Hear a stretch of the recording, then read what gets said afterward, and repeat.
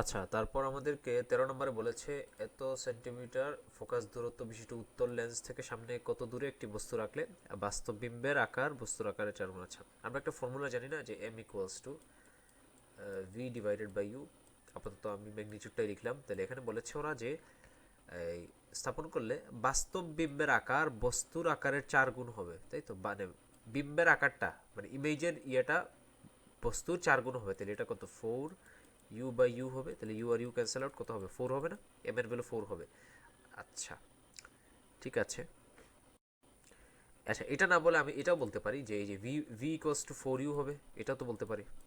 এখান থেকে আমরা এই জিনিসটা পেলাম, মানে ইমেজটা হবে বস্তুর 4 গুণ। আবার আমরা লেন্স মেকের কি বলে এই যে ওই যে আমাদের এই ফর্মুলা ছিল যে একটা স্ট্যান্ডার্ড ফর্মুলা, সেটা কি ছিল? এর নামটা আমার খেয়াল আসছে না এখনো। যাই হোক, 1/u plus 1/v equals to 1/f, অনেক নামে এটাকে ডাকে, সো সমস্যা না, যেটা ফর্মুলা পারলেই হইলো। এখন আমাদের এখান থেকে বের করতে হবে হচ্ছে কি,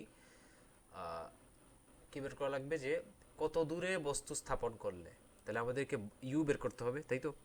ইউটা বের করা লাগবে। তাহলে আমি এক কাজ করি, আমাদের এফ তো জানি, এফ আমরা কত জানি, এফ হচ্ছে আমাদের 20, তাই তো? 20 সেন্টিমিটার। তাহলে এখান থেকে আমি কি পাই? ইউটা বের করা লাগবে 1/u, আর ভি এর জায়গায় লিখতে পারি 1/4u ইকুয়ালস টু 1/20 লিখতে পারি। তাহলে এখান থেকে আমি যদি এলসিএম নিয়ে ফেলি, তাহলে একটা কত আসে? 4+1 আসে ইকুয়ালস টু 1/20। পরে জাস্ট ক্রস মাল্টিপ্লিকেশন করে দিব। ক্রস মাল্টিপ্লিকেশন করলে কি আসে? 4u টাইমস 1 হচ্ছে গিয়ে 4u ইকুয়ালস টু 20 টাইমস 5 হচ্ছে গিয়ে 100।